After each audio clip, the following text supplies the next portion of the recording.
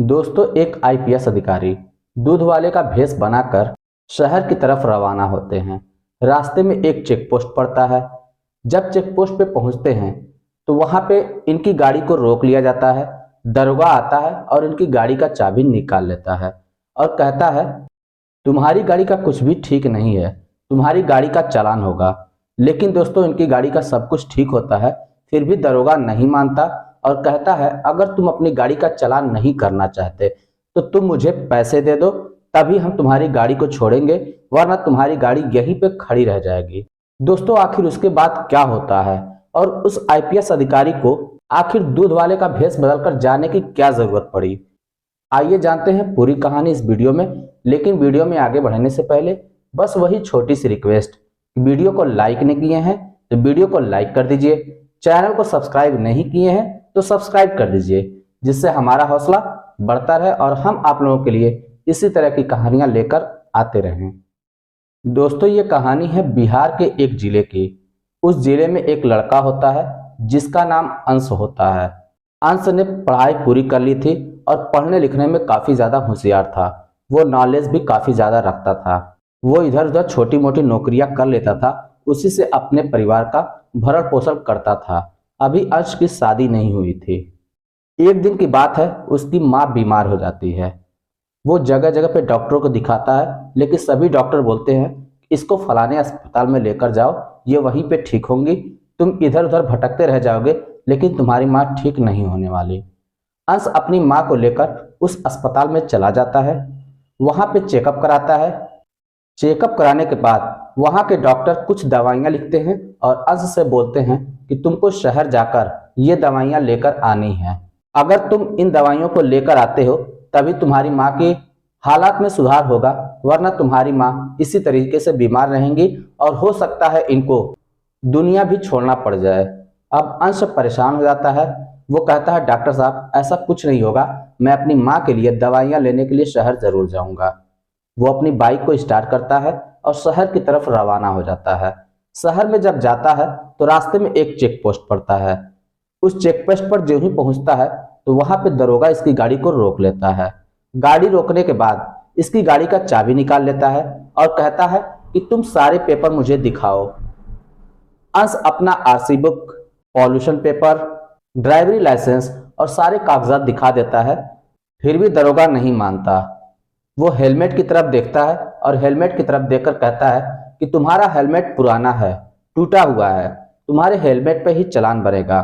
तो अंश कहता है, साहब मेरा हेलमेट भले ही पुराना है, मगर हेलमेट मेरा कहीं से टूटा नहीं है, आप चाहे तो चेक कर सकते हैं। लेकिन दरोगा नहीं मानता। उसके बाद वो गाड़ी के इधर उधर देखने लगता है। तब उसका ध्यान गाड़ी के नंबर प्लेट पर जाता है और कहता है, तुम इस शहर में गाड़ी लेकर आए हो, तुम्हारी गाड़ी का नंबर जबकि दूसरे शहर का है, इस पर तुम्हारा चालान जरूर बनेगा।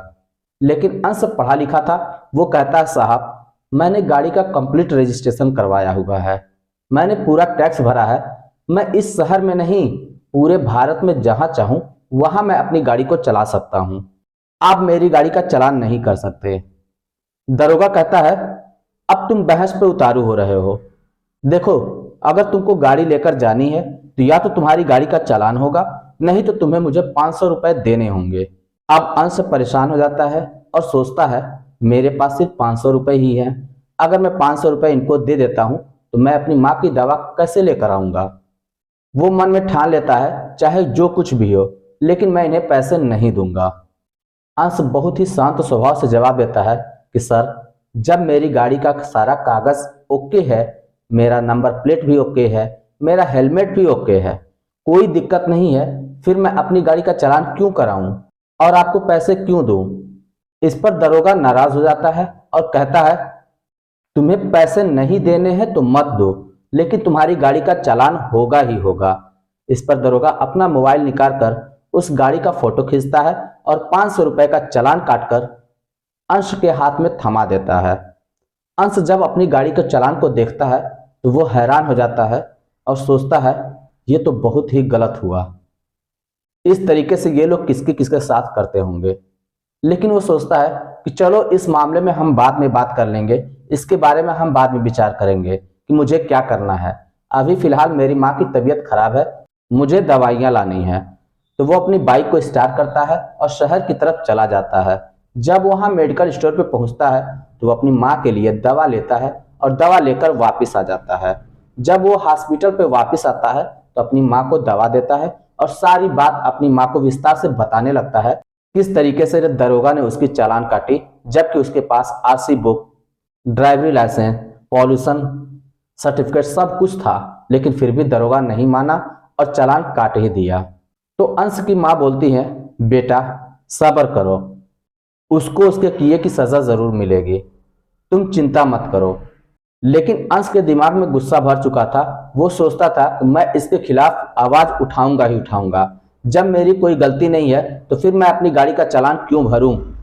वो हॉस्पिटल से बाहर आता है और जहां पे बाइक रखी हुई थी उस बाइक का पीछे से आकर नंबर प्लेट का फोटो खींचता है और चालान सहित वो इंटरनेट पर अपलोड कर देता है और साथ ही साथ उसकी एक वीडियो भी बनाता है, वो भी साथ में अपलोड कर देता है। वीडियो और फोटोज जल्दी से वायरल होना शुरू होते हैं। जब वायरल हो जाता है तो बड़े बड़े उच्च अधिकारियों तक पहुंचती है, पुलिस विभाग तक पहुंचता है, एसपी, डीएसपी, आईपीएस अधिकारी सभी तक पहुंचती है। अब सभी लोगों में हड़कंप मच जाता है कि आखिर ऐसे कैसे हो सकता है। सभी लोग अपनी अपनी प्रतिक्रिया देने लगते हैं। जब हाईएस्ट अधिकारियों के पास पहुंचती है तो वो लोग सोशल मीडिया के माध्यम से ही इसको रिप्लाई देते हैं कि आप घबराइए नहीं, आपका चालान रद्द कर दिया जाएगा, आपको परेशान होने की जरूरत नहीं है। तो अंश भी उनसे मैसेज के माध्यम से पूछता है कि ये बताइए मेरा चालान रद्द होने में कितना टाइम लगेगा। तो वो लोग बताते हैं कि 2 से 3 दिन का समय लगेगा। अंश 2-3 दिन इंतजार करता है, तब तक ये वीडियो और ज्यादा वायरल हो जाती है। जब वायरल हो जाती है तो आईपीएस और एसपी के पास भी पहुंचती है। आईपीएस और एसपी बहुत ही ईमानदार होते हैं, वो कानून का सख्ती से पालन करते हैं, ऐसे भ्रष्ट कर्मचारियों के खिलाफ सख्त होते हैं और उनको तत्काल प्रभाव से उनको पनिशमेंट देते हैं, उनको सजा देते हैं। जब उनके पास ये खबर पहुंचती है तो आईपीएस और एसपी दोनों लोग मिलकर राय मशवरा करते हैं कि आखिर इस मामले की तह तक किस तरीके से पहुंचा जाए। तो फिर वो लोग एक प्लान बनाते हैं। आईपीएस अधिकारी होते हैं, वो बोलते हैं कि मैं जो है दूध वाले का भेष बदलूंगा और एक बाइक लूंगा और उस चेक पोस्ट पर जाऊंगा जहां की ये वारदात है। वो ऐसा ही करते हैं, एक पुरानी सी गाड़ी लेते हैं और उस पर दूध का ड्रम वगैरह रखते हैं। उसके बाद उस गाड़ी को लेकर उसी चेक पोस्ट पे पहुंच जाते हैं। जब वो चेक पोस्ट पर पहुंचते हैं तो वहां पे एक कांस्टेबल आता है और इनकी गाड़ी को रोक लेता है। गाड़ी रोकने के बाद गाड़ी को साइड में लगाने के लिए बोलता है। जब आईपीएस साहब अपनी गाड़ी को साइड में लगा देते हैं तो वहां पे एक दरोगा आता है और कहने लगता है कि चलो अपनी गाड़ी का सारा कागज दिखाओ। जब आईपीएस साहब अपनी गाड़ी के सारे कागज दिखा देते हैं फिर भी दरोगा नहीं मानता और कहता है कि आपकी गाड़ी बहुत पुरानी है, आपकी गाड़ी का मुझे चालान करना होगा, आपकी गाड़ी की क्षमता के अनुसार 2-3 साल ज्यादा हो चुका है, इसलिए मुझे इस गाड़ी का चालान करना ही करना होगा, वरना अगर आप चाहते हैं कि इस गाड़ी को लेकर जाना तो आपको मुझे 500 रुपए देने होंगे। इस पर आईपीएस साहब बोलते हैं, ये बताइए साहब मुझे किस बात के पैसे देने होंगे, जब मेरे पास सारा कागज ओके है, हेलमेट भी हमने लगा रखा है, गाड़ी भी हमारी ठीक ठाक कंडीशन में है, फिर मैं आपको किस बात के पैसे दूं, मैं अपनी गाड़ी का चालान क्यों कटवाऊं।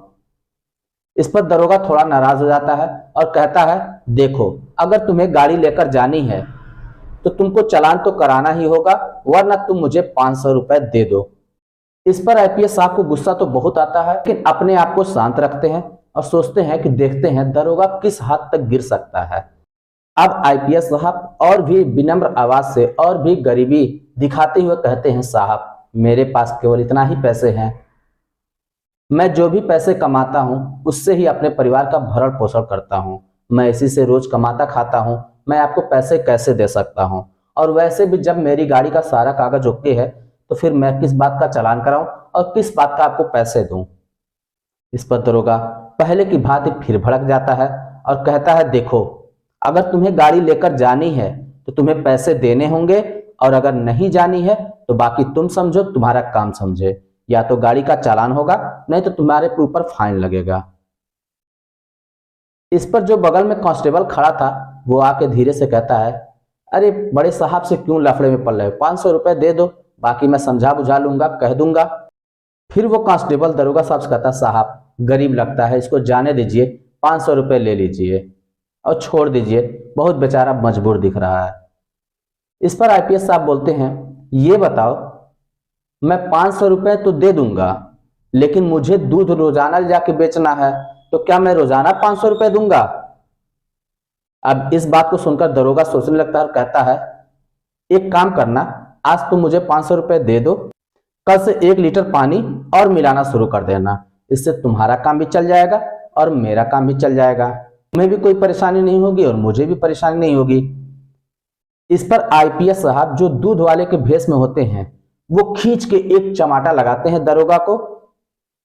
अब ये बात चारों तरफ जोर से फैल जाती है कि एक दूध वाले ने दरोगा को थप्पड़ मार दिया। भीड़ इकट्ठा हो जाती है, पुलिस वाले इनको घेर लेते हैं। तब दूध वाले जो आईपीएस थे वो अपना आई कार्ड दिखाते हैं और कहते हैं कि देखो मैं कौन हूं, जो तुम लोगों को नियम कानून बताता है, नियम कानून पे चलने की तरीका सिखाता है, तुम उसी से रिश्वत मांग रहे हो, तुम आम जनता के साथ क्या करते होगे। इस पर आईपीएस साहब उन लोगों के खिलाफ कड़ी एक्शन लेते हैं और जितने लोग भी शामिल थे सभी को सस्पेंड कर देते हैं, क्योंकि वो इसी पर्पस से गए हुए थे, जो इनको कंप्लेन मिली थी, वो देखना चाहते थे क्या वास्तव में ऐसा होता है या नहीं। इन लोगों को ये रंगे हाथों पकड़ना चाहते थे और वह हुआ ऐसे ही, ये सभी लोग रंगे हाथे पकड़े गए और सभी को सस्पेंड कर दिया गया। जब ये बात अंश तक पहुंची तो अंश बहुत ही खुश हुआ और कहा, वाकई में सभी पुलिस वाले करप्ट नहीं होते हैं, कुछ अच्छे अधिकारी भी होते हैं जिनकी बदौलत ये सिस्टम चल रहा है, वरना ये सिस्टम ही पूरा भ्रष्ट हो जाता और ऐसे अधिकारियों का रहना बहुत जरूरी है। दोस्तों, इस कहानी का सुनाने का मतलब ये था, विभाग चाहे कोई भी हो, भ्रष्टाचार सब में है, लेकिन उसमें सभी लोग भ्रष्ट नहीं हैं, कुछ लोग केवल भ्रष्ट हैं, बाकी काफी लोग अच्छे भी हैं। और हमें ऐसे अच्छे अधिकारियों की कामना भी करनी चाहिए कि ऐसे अधिकारी आए और इस तरीके से कानून व्यवस्था बनाए रखें। आप लोगों का क्या राय है, आप हमें कमेंट बॉक्स में लिखकर जरूर बताइए। चलिए फिर मिलते हैं नेक्स्ट वीडियो में, तब तक के लिए जय हिंद।